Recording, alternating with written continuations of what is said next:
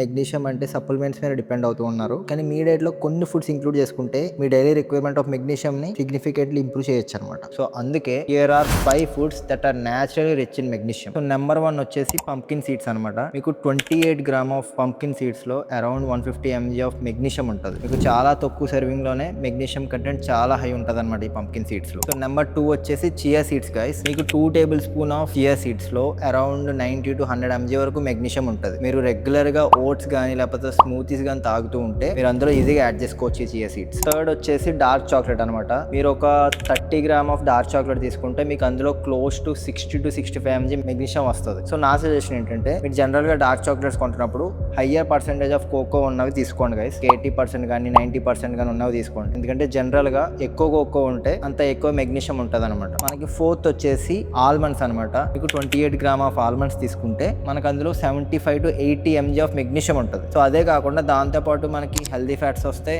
And fibre కూడా ఉంటుంది. Fifth వచ్చేసి స్పినాచ్ అనమాట. మనం 1 కప్ ఆఫ్ కుక్డ్ స్పినాచ్ తీసుకుంటే మనకి అందులో నియర్లీ 150 mg ఆఫ్ మెగ్నీషియం ఉంటుంది. అండ్ ప్లస్ అదే కాకుండా దాంట్లో చాలా ఇంపార్టెంట్ మైక్రో న్యూట్రియంట్స్ కూడా ఉంటాయి గైస్. ముందు మీ డైట్ లో ఈ ఫుడ్స్ ఇంక్లూడ్ చేసుకోండి. సో దాని తర్వాత మీకు అప్పుడు రిక్వైర్మెంట్ ఉంటే మెగ్నీషియం సప్లిమెంట్ కూడా యాడ్ చేసుకోవచ్చు. సో నెక్స్ట్ టైం మీరు గ్రాసరీ షాపింగ్ వెళ్తుంటే ఈ ఫుడ్స్ ని కంపల్సరీ గుర్తుపెట్టుకోండి. ఒకవేళ మీకు మర్చిపోతూ ఉంటే ఈ రీల్ సేవ్ చేసి పెట్టుకోండి.